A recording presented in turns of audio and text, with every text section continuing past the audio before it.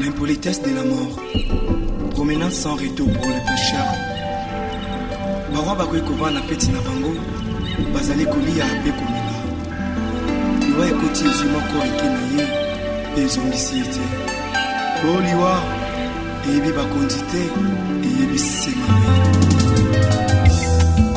O liwa ekotatola makita suka ya bomoi na motwe.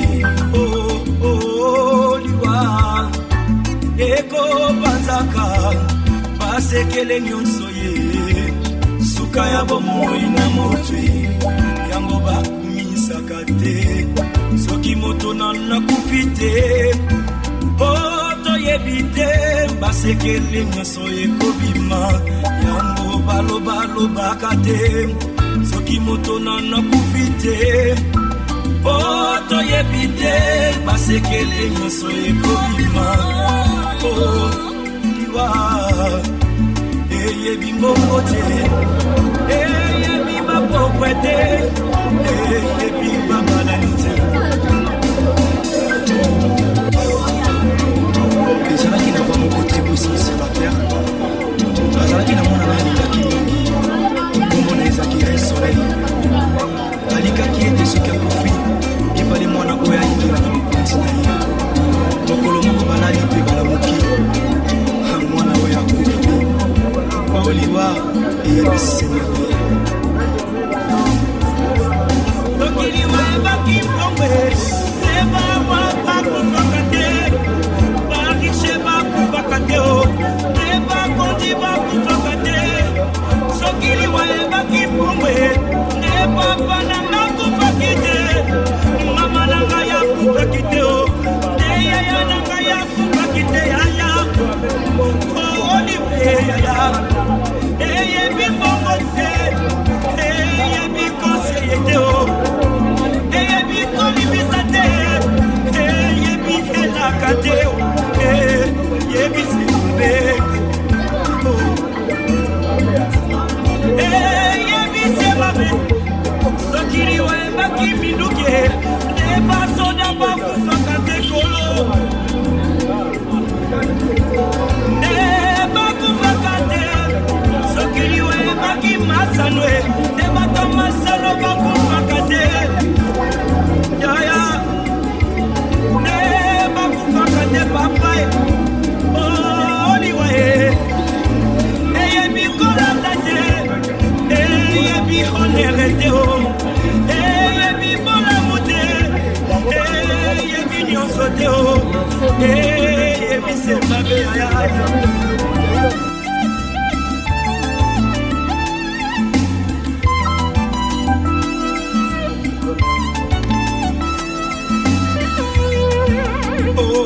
Liwa Yangombe Satana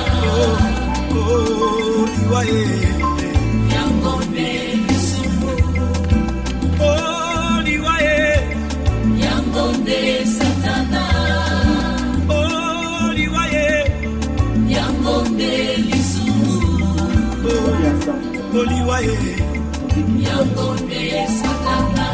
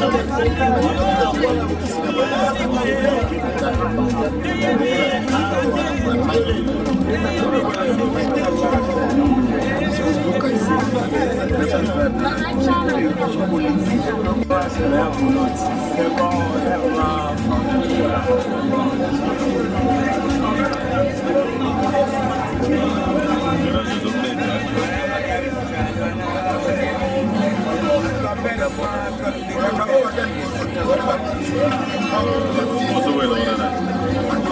the way, Lord?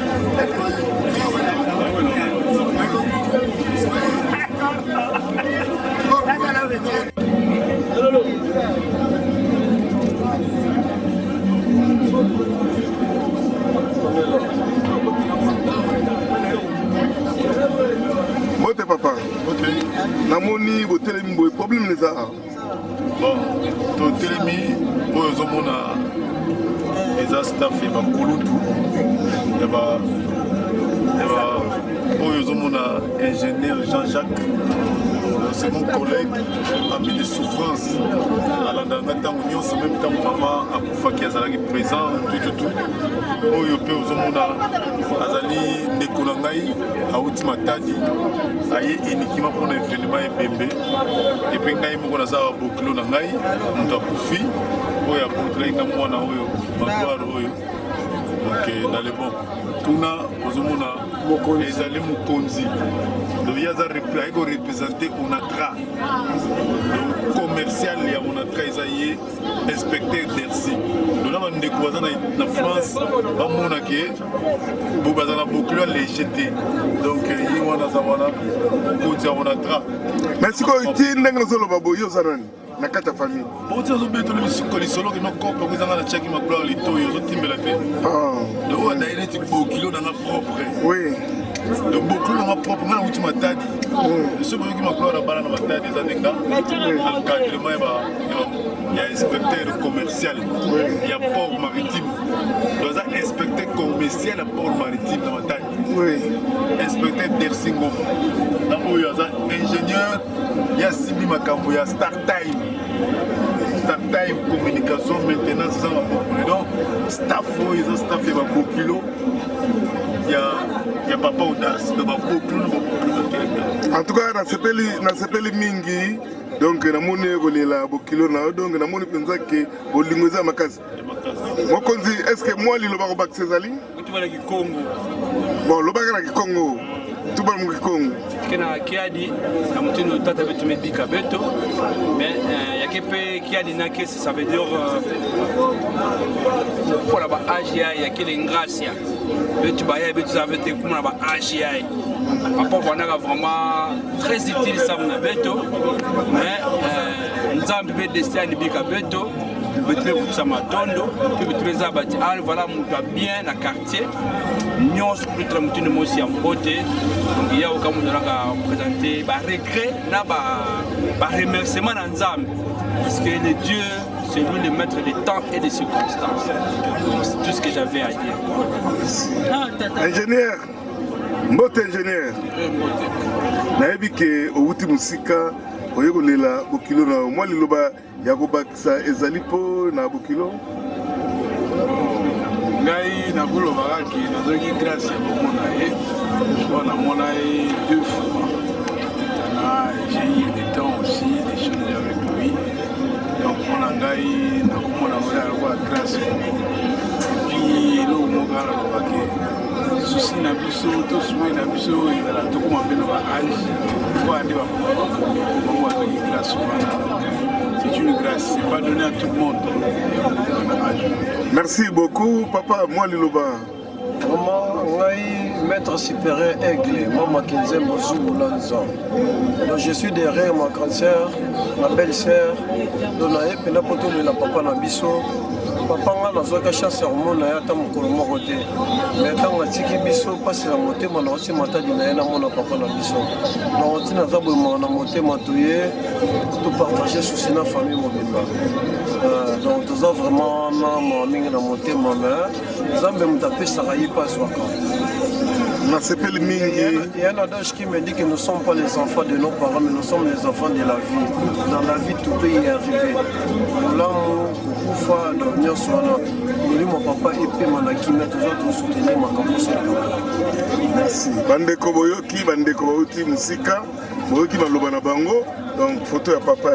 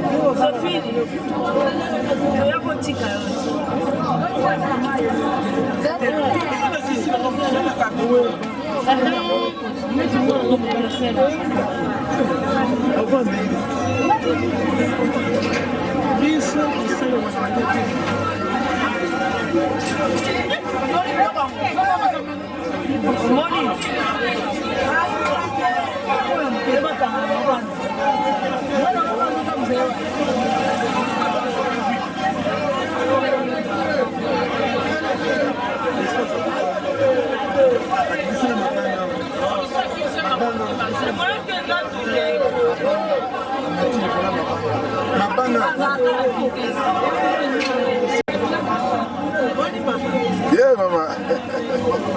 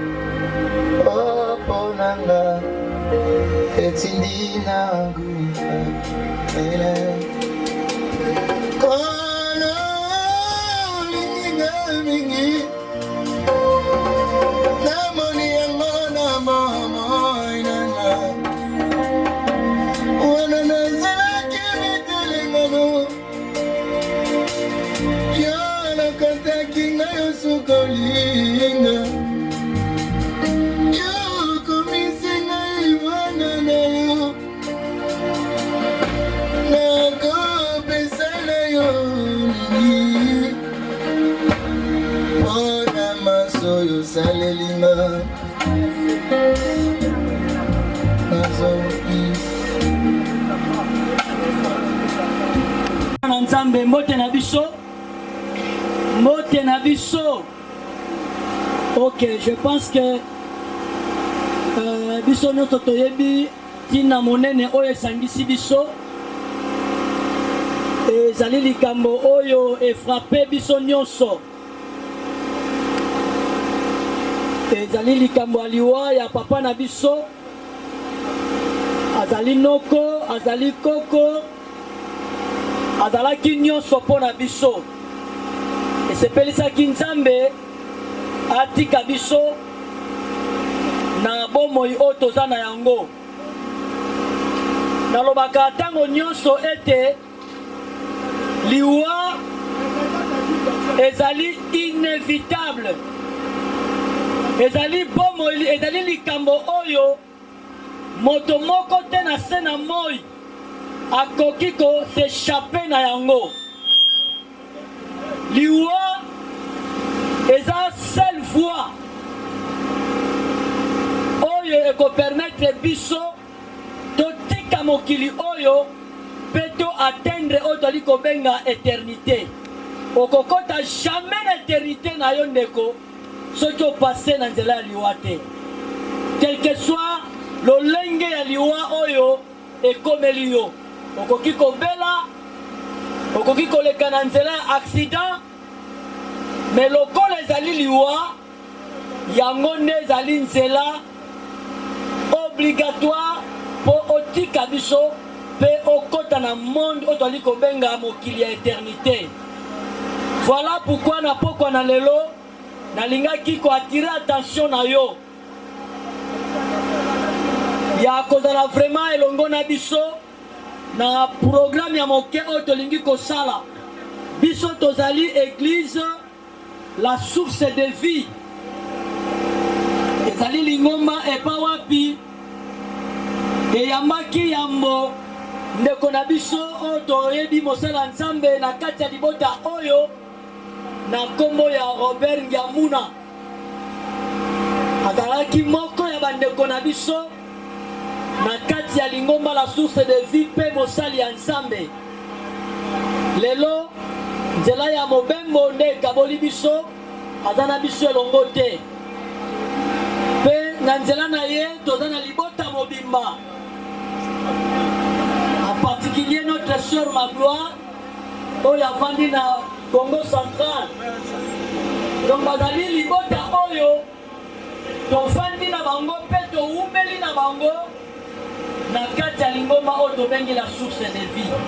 Voilà na pokwa na lelo au travers église la source de vie tolingaki moke kopartage na biso liloba ya nzambe na butu na lelo. Boye esika tovandi na limemia nyonso nalingi kosambela mpona kofongola programme oyo pe kotika le reste ya programme na maboko ya nzambe. Tosambeli. Éternel Dieu notre Père, merci na butu malamu oyo opesi biso. Merci parce que yo nde opermetaki nzela oyo ya liwa oyo efrape libota oyo ekutani na papa na biso pe nzambe sepelisaki yo atika biso na ntango oyo opesaki ye na se na moi. Boye tika ntango oyo yawe nzambe tozali kodeklare ouvert bokutani oyo, tozali kodeklare ouvert rencontre ya pokwa na lelo to na butu na lelo. Boye nzambe tika molimo na yo mosantu akamba biso, molimo na yo mosantu azwa contrôle ya butu mobimba oyo nzambe. To recommande reste programme na se ya faveur na yo. To recommande moma ya koyoka pe liloba na yo nzambe. Kumama pe sanzolama na kombo na Yesu mokonzi pe mobikisi. To sambeli tolobi. Merci Seigneur Jésus-Christ. Amen. Ok, toza na tango mingi te. Vu que logistique ezwaki mwa tango mpona kopermettre esika na liloba ya nzambe oyo totiki maloba nzambe na nzela ya mosali na ye Pasteur Daniel nde alendisi libota, alendisi pe biso nyonso. Amen. Merci. Bonsoir à tous. Samba Zalou. Riniko Kabola. Maloba nzambe na circonstance esangisi biso. Comme l'a dit notre frère Tsombe, on est une famille chrétienne. Le roi Baklis Otozan Lolenge, Tozana Lolenge Otolelaka. Tolela Baklis eza koyemba, eza kosanjo na nzambe, eza pe koyoka maloba ya nzambe. Alléluia. Amen. Voilà. Sans pour autant s'abuser dans le temps que ça m'a dit. À moi, on m'a moqué. Il y a une pensée. Il est vrai, l'idée est ça pour Papa Nabiso, Joseph Fatiki Bisote. L'idée est pour Nabiso, ma autotikani na bon monde. Et quoi, nini za mazoze le labiso. Merci.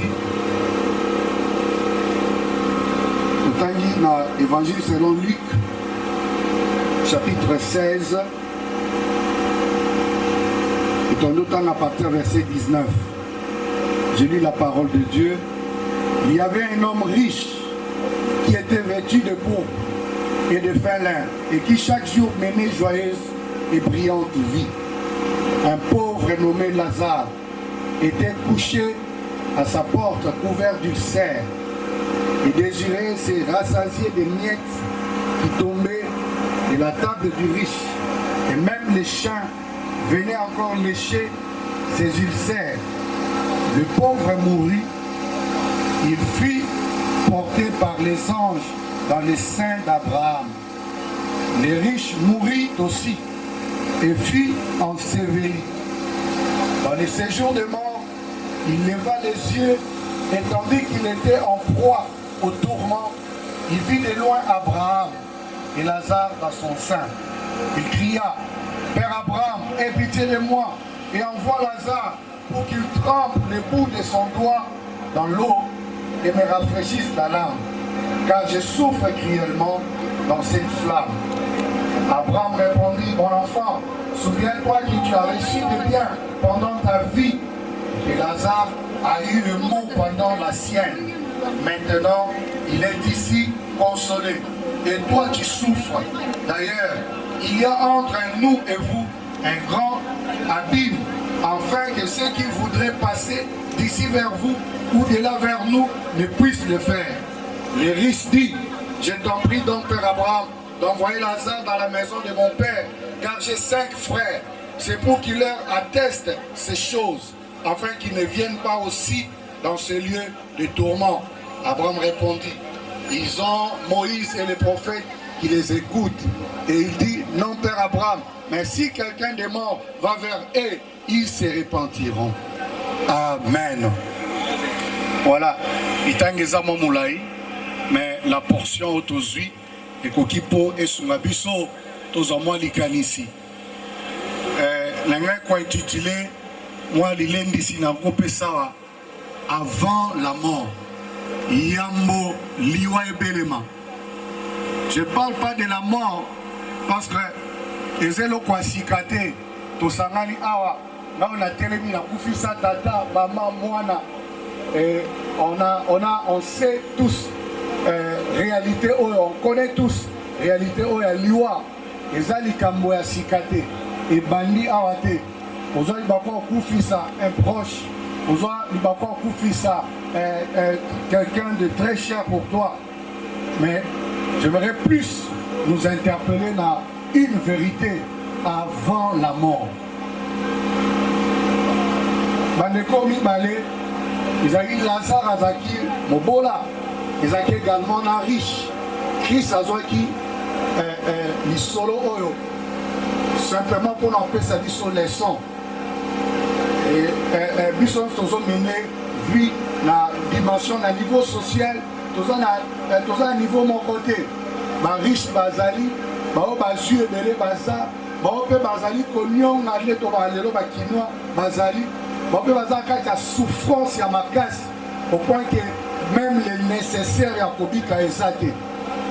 Mais du moins bango nyonso bazaki en vie. Et puis c'est maintenant qui bango kobika. Et la Bible nous dit la suite il y a temps Lazare akufaki, riche atikalaki, mais après un temps, riche pe akufaki. Et c'est là que nous avons l'obanabiso une première vérité. Bisonyon sotoza égale liboso ya kufa. Les gens motoza supérieur te, les gens motoza inférieur te. Les gens motoza épargné face à la réalité ou à la mort. Il y a une autre vérité, Zolanda, Toyeba. que tous ceux qui vivent sont candidats à la mort. Baïnyoso bazobika, baza bato babongisa mikokufa lobi. Donc on nyoso to bikaka, ezapena mokolo akufa mokolo moko. Et quand on grandissait, la vérité le rôle à oyo, tu as eu aussi mon plus grand passe. So moto akufi boye, zo soso la terre, zo tourisa mebele, komi bambanase, mais makamunini oyo, tout ça. Mais quand tu es kokola, na makamwa zambe to ekoli, on a compris. On a compris. Et j'aimerais rappeler à notre souvenir Josué, comme ça y est, Josué. Le livre Josué chapitre 1, verset 1er, deuxième verset. Dieu dit à Moïse, Josué, Moïse, mon serviteur, est mort. Abi Moïse, mon salinanga, assis à Koufi. La liste seulement pour enchérir, penser, que ezan est long monté moutarosa na sena moi pour épekisa eliwa. Au rendez-vous de la mort, nul n'est exclu. Motomo taza exclu la masola kufa. Moïse a sali makamobine le nanzambe, mais épargné qui était à kufa. Oui, il y a beaucoup de doctrines lelo. Par contre, ça va pesa boy, salaboy, zamba bakiselo mikolo, zamba selo boy, bien aimé. Attends mikolo bakisani, mais tu auras un jour et c'est lié au kufa. Et c'est lié tous à la tobi qu'on a conscience wana. Que moto na moto, aza mokolo na e. Talatina, na lisolo tocho otanga, Lazare akufa qui na pauvreté na e, mais également les riches akufa qui peut mokolo na e, malgré ses richesses. Et c'est là que la tira qui pensait à Kosolo na biso, likamweza na ya liwate, mais likamweza toyeba avant la mort. Quelles sont les attentes de Dieu? Parce que la vie ne nous appartient pas. Bon, moi, ils ont bisoté. Ils ont mototé à Misala, ils ont mototé à Senaka Kobika. Mais Zamba pesi moto na moto mikolo na Senamol. Et vie ils ont mandat na Senamol. Vie ils ont mission na Senamol. Qu'est-ce que tu fais de la vie? Que fais-tu de ta vie? Naba moula o Zambe a Katelio na Senamol. Ozo Salanini. Comment tu mènes ta vie? C'est ce qui est important. Pourquoi? Pourquoi? Parce qu'au-delà de la mort, il y a une autre vie. Mais la vie au-delà de la mort dépend de la vie qu'on a menée avant la mort. Alléluia. Amen. Alléluia. Amen. Bon, moi, je suis mon koufi. Et si quand on a la lobby, cela dépend de comment tu as géré la vie avant ta mort. Voilà pourquoi j'ai intitulé mon exhortation avant la mort. Et c'est important, papa, maman, mon frère, ma soeur, c'est important. Tobi kana conscience à quoi ni ni na bemami na sala, ni ni zambazo zelelanga na sala, na bikolo akatelanga na senamo. La vie c'est une mission. La vie sur la terre c'est un mandat. Qui dit mandat, aux amokolo botama qui date de la naissance des ali. Également, mokolo yako kufa eza prévu. Mais na écart, na espace oyo, na intervalle oyo, c'est là que Dieu a mis ses attentes. C'est là que Dieu a attaché des demandes na vie à moto. Toi kana sena moyo tangi bakelasi, osali misala, obali, otongi libota. Au-delà de toutes ces choses, Dieu attend yo réaliser eza mission na yo. Notamment dans Acte 13, à partir du verset 27, la Bible nous parle de David. La Bible rend témoignage que David a servi selon les desseins de Dieu. Après qu'Azaki rassasié des jours, il est mort et recueilli auprès de ses pères. David Pelokola, un homme brave, un guerrier. Il a réussi, il a gagné sa vie sur la terre, a commis roi. Mais un bon témoignage à la fin de sa vie, la Bible dit, la Bible déclare, il a servi au dessein de Dieu. La question à se poser, c'est mais comment David dit témoigner qu'il a servi au dessein de Dieu. Donc il a répondu aux attentes de Dieu. Ah, David Azaki Tata Malam, Dalatina, Abimisi descendant, Abimisi Mokita, Salomon son fils a régné alors qu'il était vivant. David a qui mobile malamu pona moi si na eto pona basi na e David azaki mokonzi malamu pour na mboka na ye. On a connu David comme un guerrier. Guerre ezalaki, il était là au front. Avec un côté mais il était lui-même prêt à défendre et il a très bien assumé ses responsabilités dans divers aspects à vie. Et c'est cela ce que Dieu attend de chacun de nous. Servir au dessein de Dieu. Seigneur, toi comme un pasteur, Seigneur, toi comme un moteur dans l'église, toi diaconesse, toi diacre. Mais les attentes de Dieu, elles sont aux maman, malam pour na bana zamba pesio. Alléluia. So aux ali papa, aux ala papa malamu pour na bana aux zamba pesio. Aux ala mosali malamu na société ska bamboche yo. Aux ala voisin malamu na lopango esika yo zali. Sommation, il y a fonctionnement na yo esika yo sozali. C'est ce qui va faire que Dieu puisse te valider. Alléluia. Alléluia. C'est ce qui est important, bien-aimé. Servir au dessein de Dieu. Avant la mort, voilà ce que Dieu attend de nous. Voilà ce que le Seigneur attend de nous. Le Seigneur attend que vous allez moi si malade pour la mobile à Pesakio. Zamba ozela, ozala mwana malamu na libota oyo asali ke yomo na mikolo. Kozala lolenge ala malamu, c'est ce qui fera aussi qu'à la fin de ta vie, Nicolo est validé que tu as servi au dessein de Dieu. Que yo salaki, oh lo les élèves yo. Botala, bandeko mibale, na sima kufa, le ciel avait validé Lazare malgré mobola naye, akenda ke sika bopeni ya malamu. Une autre vérité c'est que yoyeba, après la mort il y a une autre vie. La sima kotika c'est la mort oyo, ba oyo batambola ki malamu. Bao basala ki ozamba zelela ki bango bazane esika kine abopemi en attendant transition à vie éternelle. Ba epe batamboli mabe bazane esika ya pasi ya ebandeli. Esika non ya li felote mais esika ya pasi ya ebandeli. Na lobi li felopo na bangisa yo te mais simplement pour na talisa yo que l'éternité autosos est après la mort. Et dépendre de comment ils sont fonctionner aujourd'hui, ce soir même. Zama sabi son goluko kamaloba oyo pour na kolamusa conscience na biso que la vie se repose sur ses options. Nango suki sa kopeso likanisi oyo que toute la vie de l'homme sur la terre se repose sur ces deux options. Le choix et la décision. Comme ça, le choix où est malade, mais qu'on soit la décision où est malade. Tout au long du parcours, conscience, on a la décision où est malade.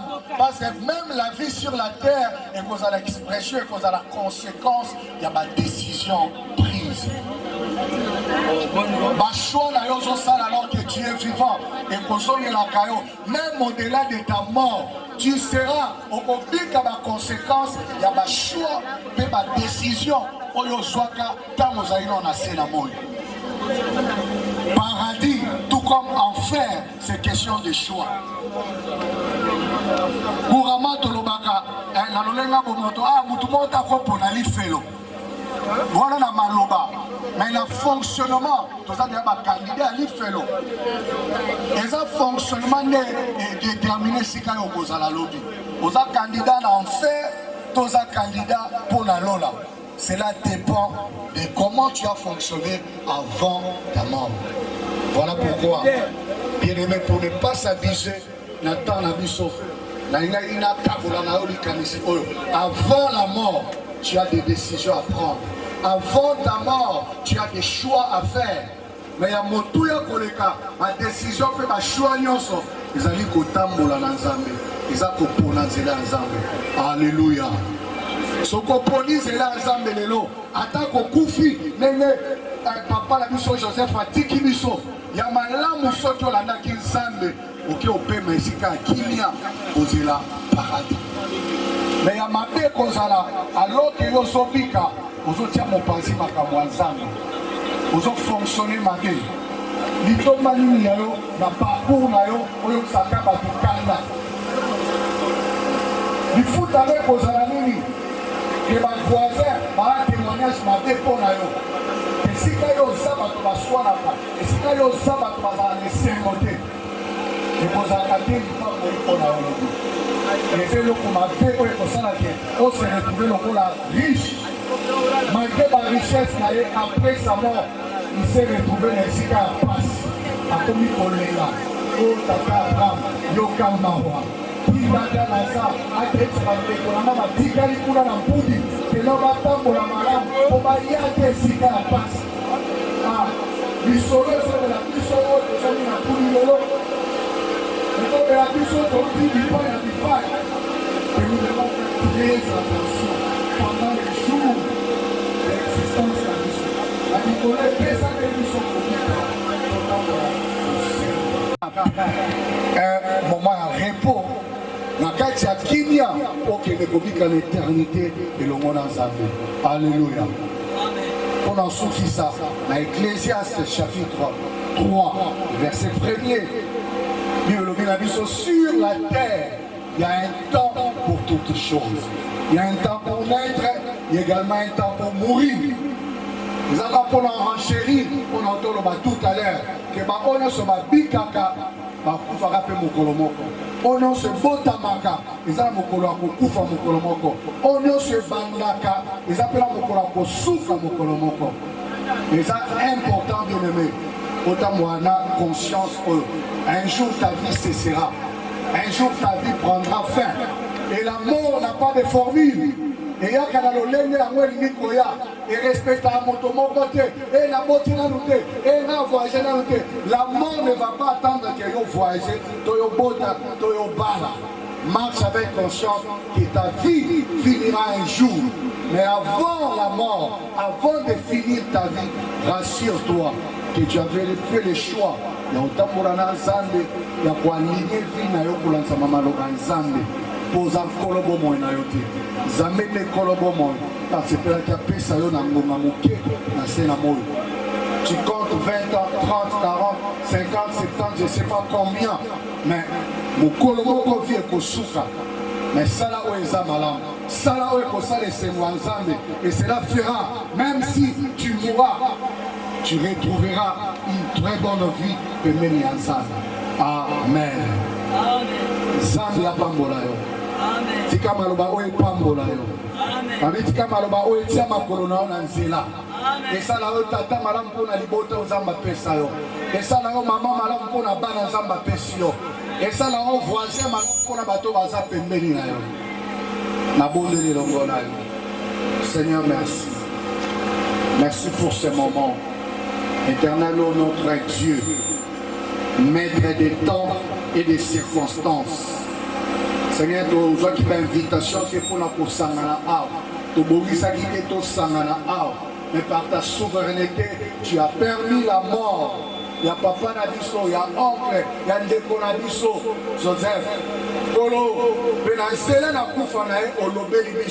Je prie, Seigneur, fortifier l'Ibota. Bondissa Motema, car le consolateur c'est toi. Fortifie la famille, mais également éveille la conscience de tout et chacun de faire les bons choix, de prendre de bonnes décisions.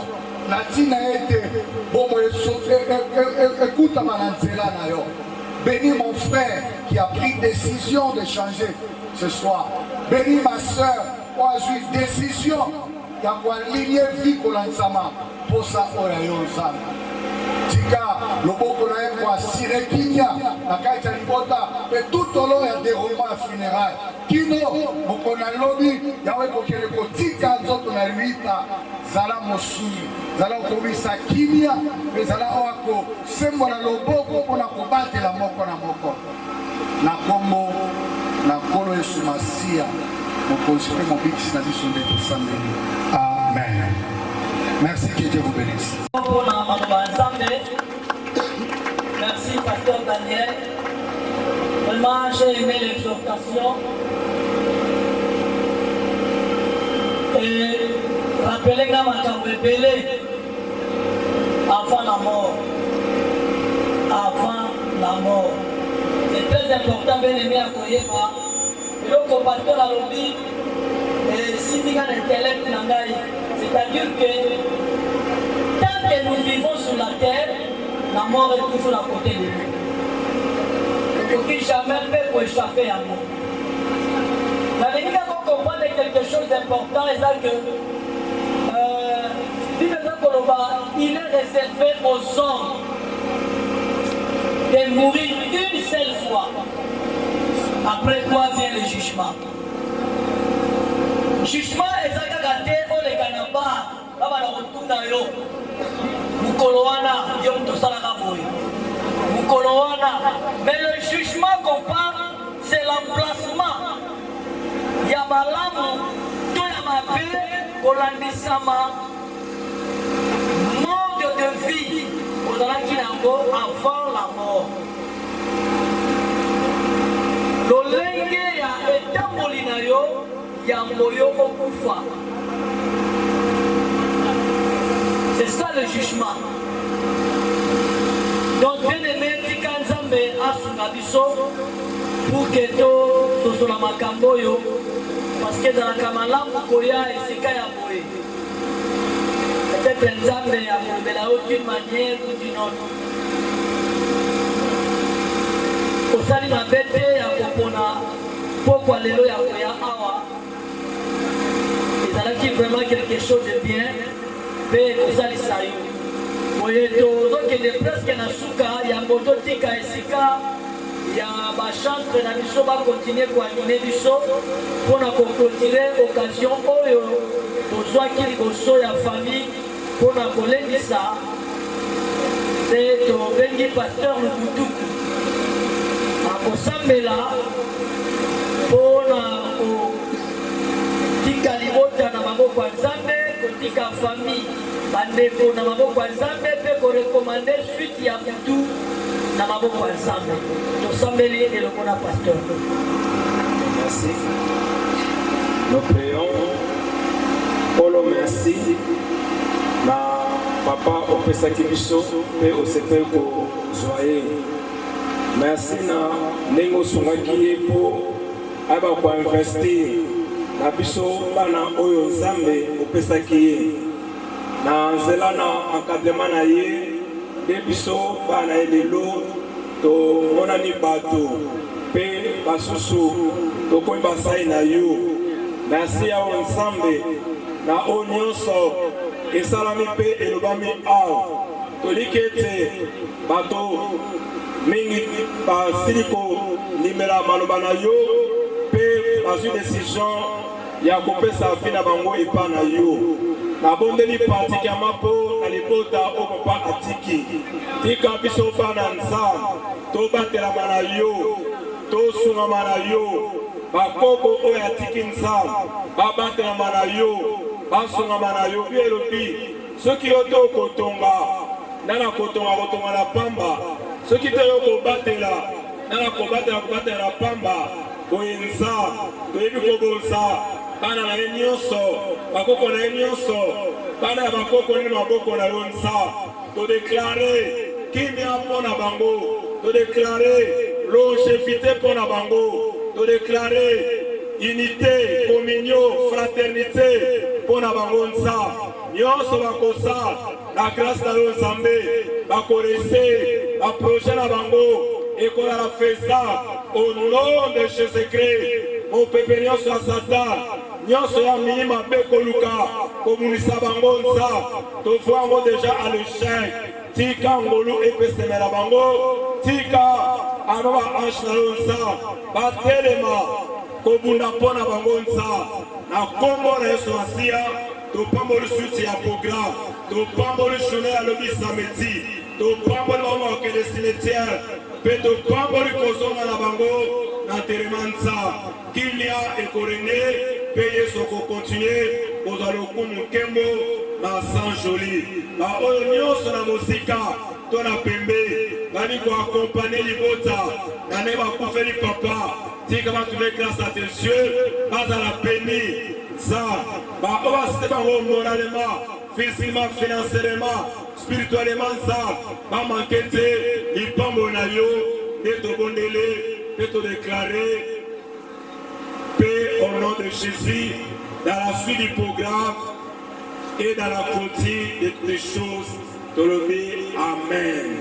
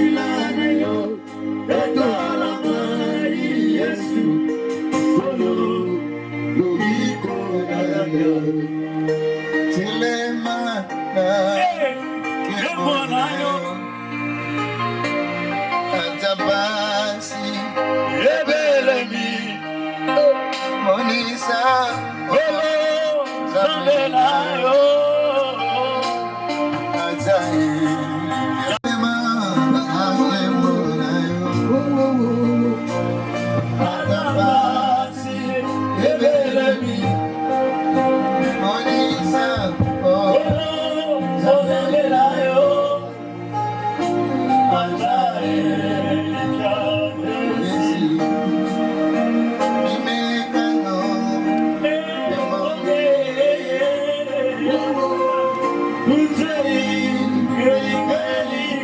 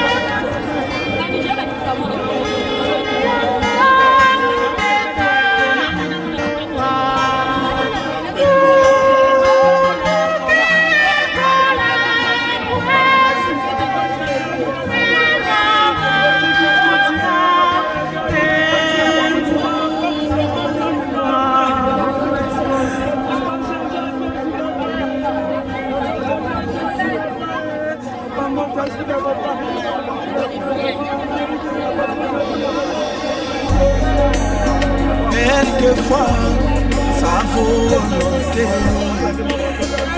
est contraire à nos désirs, mais toutefois, nous ne voulons que sa volonté. Quelquefois, sa volonté est contraire à nos désirs, mais toutefois, nous ne voulons sa volonté. Et si moi je désire sa volonté, que sa volonté, que sa volonté, moi je désire en ma vie.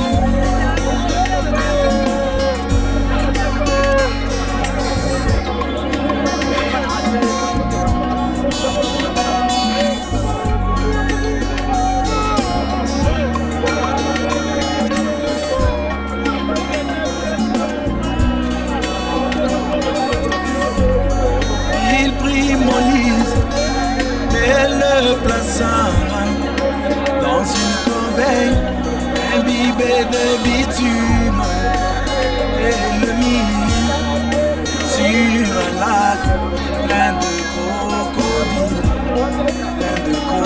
crocodiles, bien que bizarre, c'était la manière de Dieu de le protéger.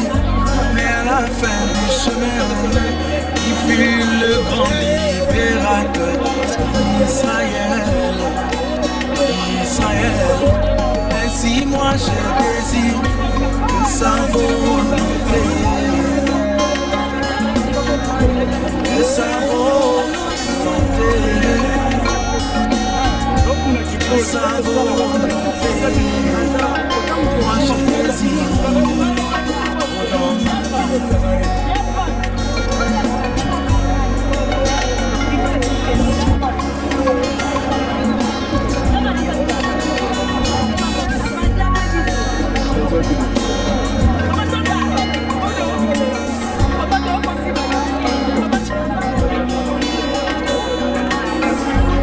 Le général Naaman vint en Israël pour guérir de sa maladie. Élisée demanda qu'il aille se plonger dans les eaux du Jourdain, les eaux sales du Jourdain.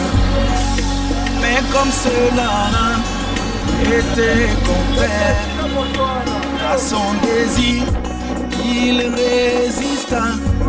Mais quand il appliqua, il découvrit la gloire du Seigneur.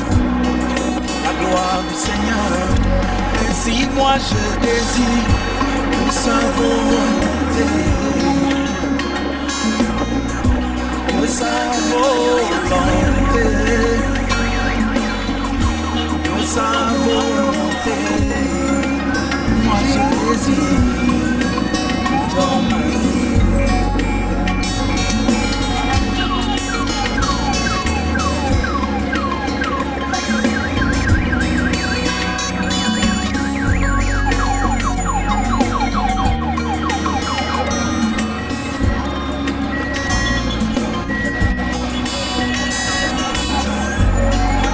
Job perdit tout ce qu'il avait, ses biens et tous ses enfants, mais il affirma: l'Éternel a donné, l'Éternel a repris, que son nom soit béni. Ainsi moi je désire que sa volonté, que sa volonté, sa volonté, moi je désire dans ma vie.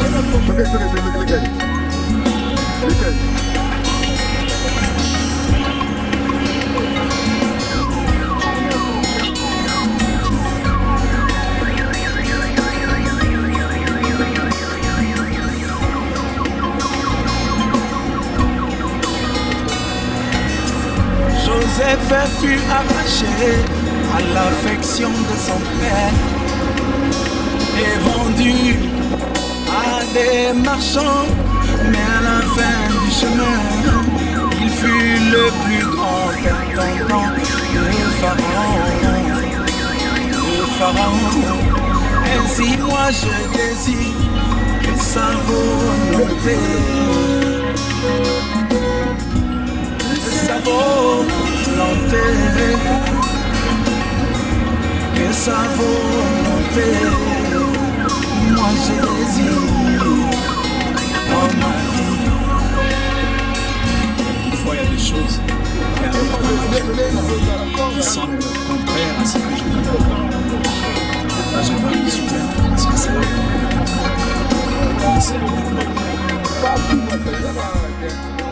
chaque chose à moi. Même Jésus descendant le chemin de la rédemption, il voulut se dérober de sa volonté,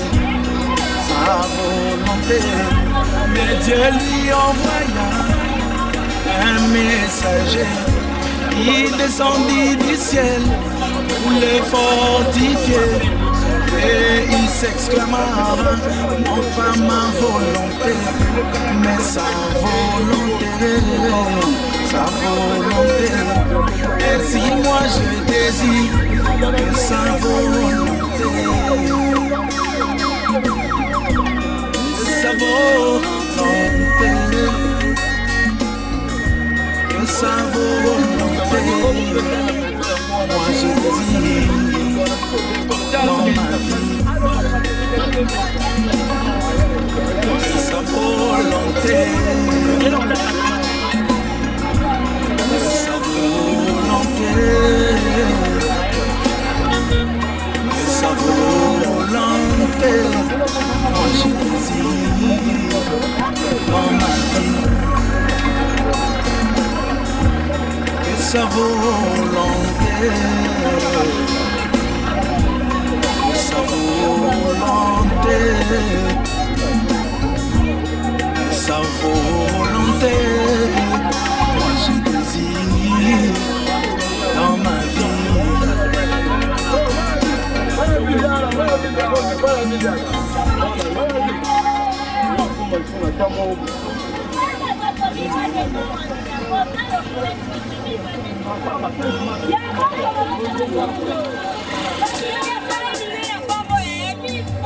nakosala nini mpona nasili kosala nzoto esengaki ngai masanga nzoto esali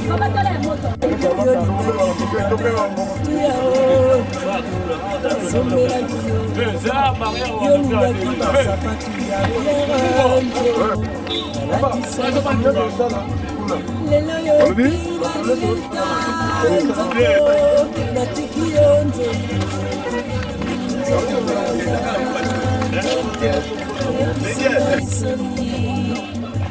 nzoto nanga nzoto oyokisinga iso nzoto napesi yo biloko mingi nzoto yokei na lilika yopesinga ata melesi te na maso nasaleli yo yopesinga ata melesi te na maso nasaleli yo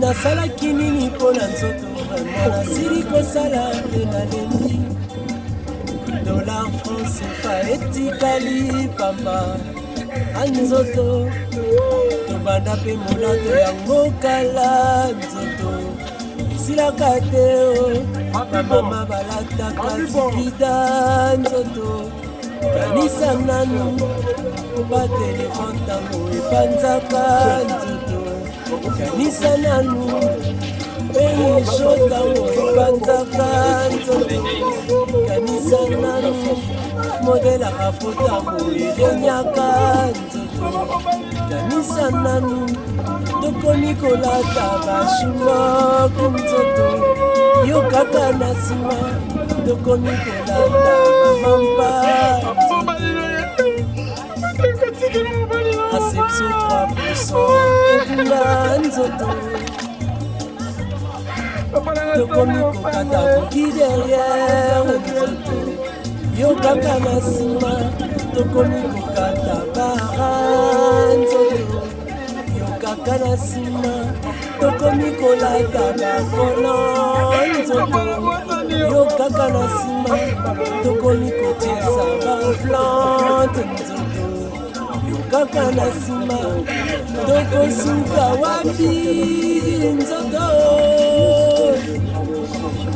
jani yasache etikali nzoto pamba tokomi kolata balarios etikali pamba yo na ngai nyonso etikali anzoto anga nzoto nanga nzoto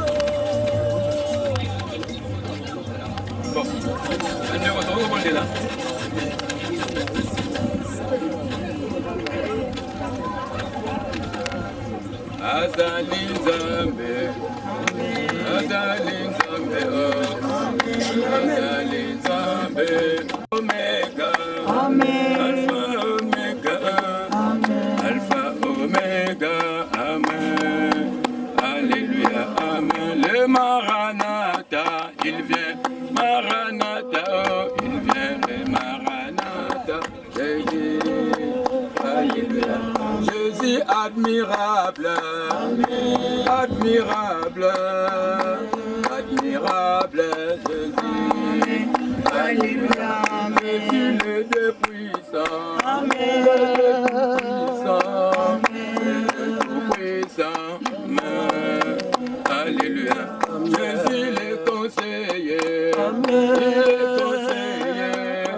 il est conseiller, Amen, Alléluia.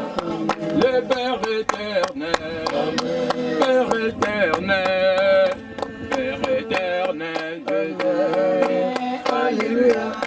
Prince de la paix, Prince de la paix, Prince de la paix, Jésus, Alléluia. L'ancien des âges, l'ancien des âges, l'ancien des âges, Amen, Alléluia. Jésus c'est le chemin, Amen, c'est le chemin, Amen, le chemin, Amen, Alléluia, Amen, c'est la vie, Amen, la vie, Amen, Amen, Alléluia, Jésus vérité, Amen, vérité, Amen, vérité, Amen, Alléluia. Éternité, Amen, éternité, Amen, éternité, Amen, Alléluia, Amen. Bana Nzambe balinga mina Yesu Masia ndenge komami na mokana Ephésiens 5:20 na makambo nyonso esengeli na biso kozongisa matondo epai ya Nzambe ndenge lobami ete au jour du bonheur, sois heureux. Mokolo na esengo, donc ce matin n'est pas un Nzambe zanese. Au jour du malheur, réfléchis. Parce que Dieu a créé l'une et l'autre chose pour que l'homme ne sache pas ce qui viendra après lui. Mokone sengo sepela, mokona pasi, ko batenza mosabiso bepo na nini. Ba Nzambe zwaka lokumu. Nzambe asali nyonso mibale po motaye bate na sima na ye ni nezali. Po lokumu ezali na Nzambe. Yango ya lobani boye. Po nanga na yo. Po papa ngapika lobaki na biso boye ete mbula mingi oyo Nzambe apesinga na mokili oyo. Namona kitina nango te. Namona kitina ya mbula oyo. Wa comme dans 70 ans. Namona kitina mokili mokana na ndimelo Yesu masha lokwa mokosi mobiki. Amen. À 88 ans, au Bible, le nombre de jours de nos années s'élève à 70 ans. Et pour les plus robustes, à 80 ans. Mais l'orgueil qui s'en tire n'est que peine et misère, car il passe vite et nous nous envolons. Qui prend garde à la force de ta colère et à ton courroux. C'est la qui te dit, enseigne-nous à bien compter nos jours afin que nous appliquions notre cœur à la sagesse. Motouya, Yamboula Nabiso, elle dit tout sambo. epona makasi tuku mwambe nzombo nango ezali pasi mpe bolozi nyonso ekoleka mpe biso tokopumbwa nani kati na biso ayi kobanga nkele na yo nani kati na biso ayi kobanga kanda na yo nango pesa biso mitema na mayele na tina ete toyeba kotanga mikolo na biso malamu kotanga mikolo malamu kotambola na verité kotambola kobanga nzambe yango balobi mobango na nzambe yango na mayele yango atokele molai te toye kokumisa kufa te toyende kotombola tombo nayekomasa makambo nyo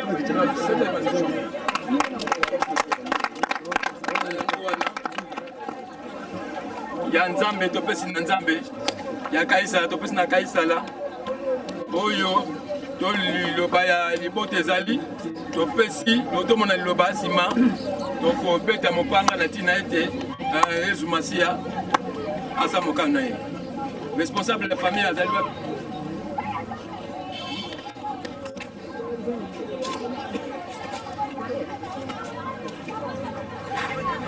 ndeko mosusu ayika bakoloba silia amen moto moko azalika bakolo na kati ya famille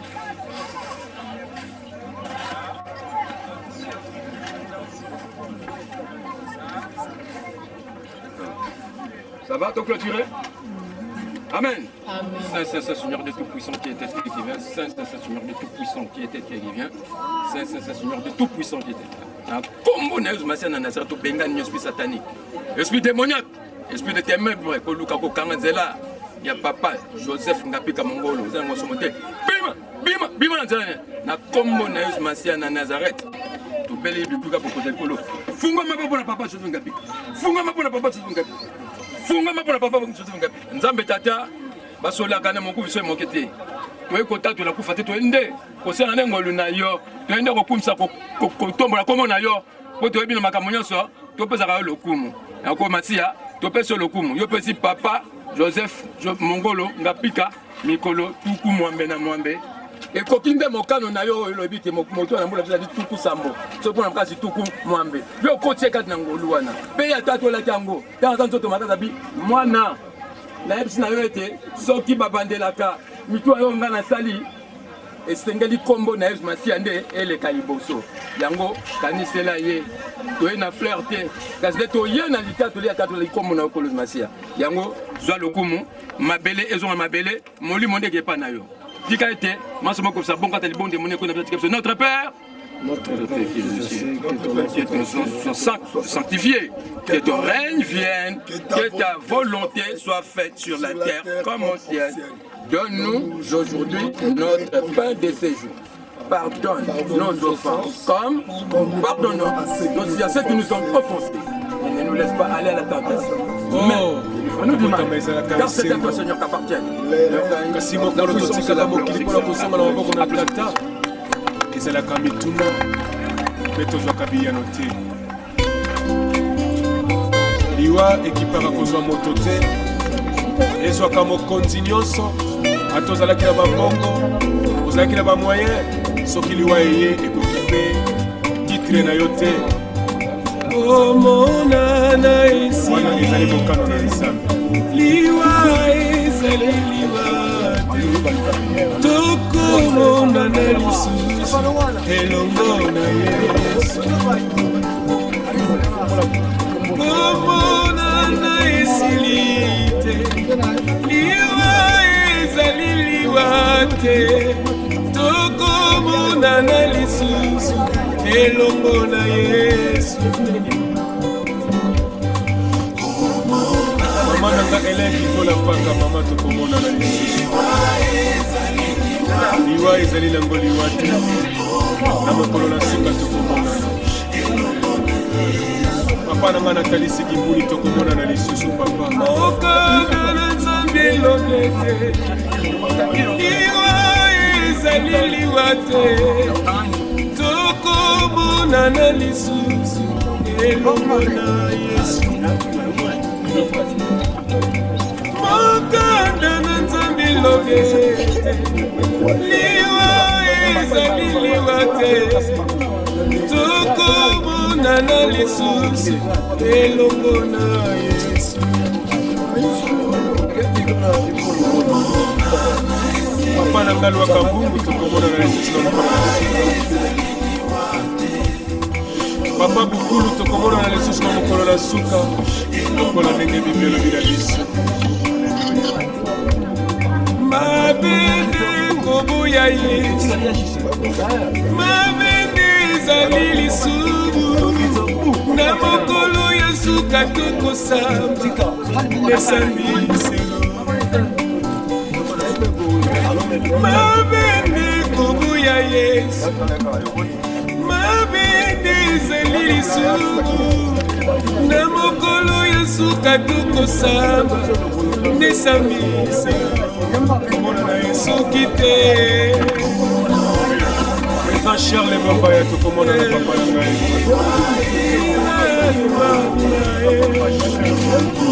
tokomona na lisusu elabona yawe lingonda tokomona na lisusu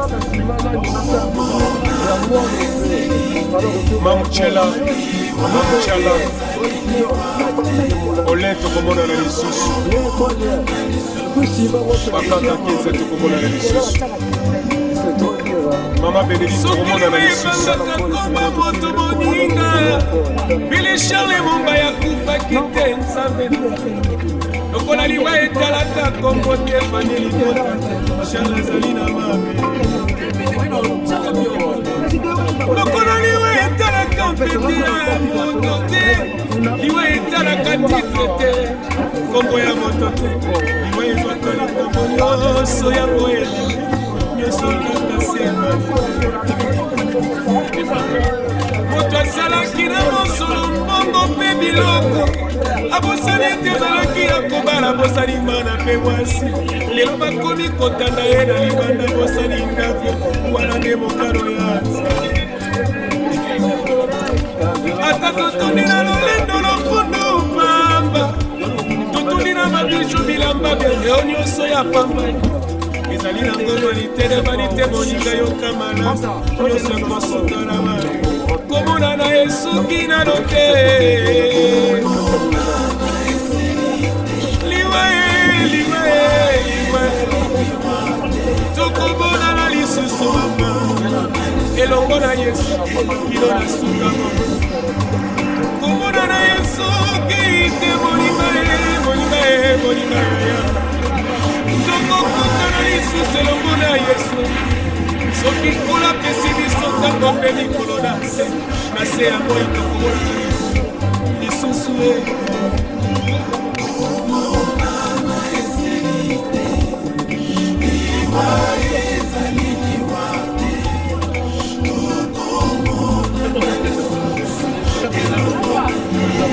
manoda tutulupai tokomona na lisusu soki natali moninga tolinganaka malamu akomi kotika biso pasi na motema mama nanga kenda papa nanga kenda pasi fami ekomase na kolela nakolela epalana nakoki koyambelanga mbela oyo opangusi mpinzoli ezali yo nzambe na mbila okokala lokumu papa salelanga ngolula mona loboko na yo ekitelanga na motema nasuki na ngai wana yesu yokalasamba nazali ya ngai se moko ya yo ya motema papa itisanga ngolu na yo bote na bika mokano se komona na esoki nano te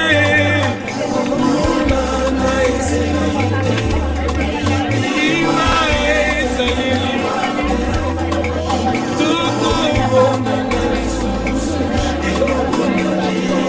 Simplice Panzuma Vinga tokomona na lisusu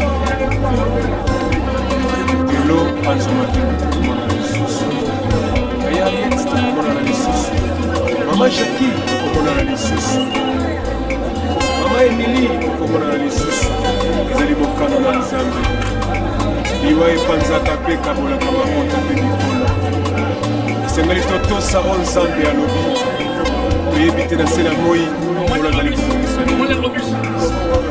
tolibongisa tomilengela mpo te ntango ekomi mabe tokomi na ntango na mawa mpe ntango na pasi tokomi na pokwa ntango okola akomi kobenga baoyo na ye akomi koza oyo asepeli kozwa eza mokano na ye otako proje azali te ye baproje akani te.